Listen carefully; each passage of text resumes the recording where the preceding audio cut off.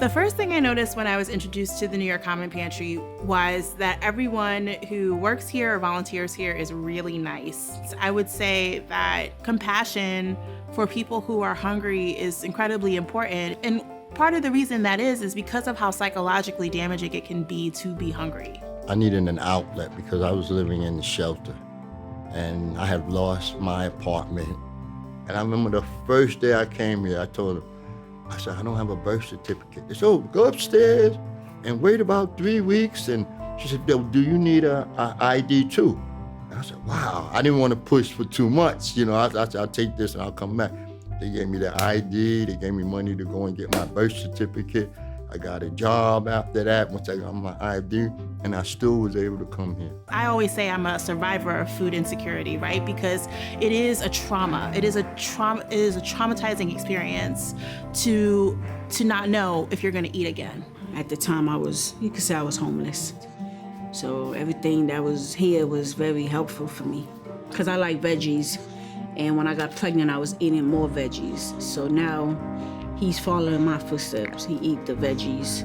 So now he go to daycare. The daycare said that he's the only one that eat the veggies. The other kids don't really like it. He can be big and strong. I think about being a little girl in my apartment in the Bronx, spending a lot of time by myself, very hungry. And I think about how hard it was for me to see beyond that moment. Get a decent meal here. You can wash your clothes here.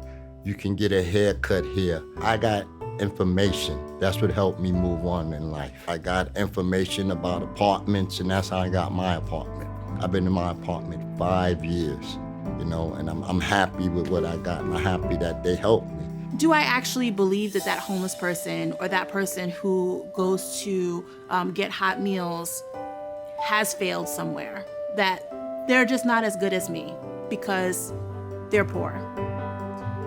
And if that's the case, how can you change that framework, right? To understand that we actually have quite a lot of income inequality throughout our country, which means that the chances are that some of us will need help at any given moment are just always increasing. You'll see the line. People come from the Bronx, people come from Queens, people come from really far. You know, because they know when they get here, it's the people who treat you with open arms.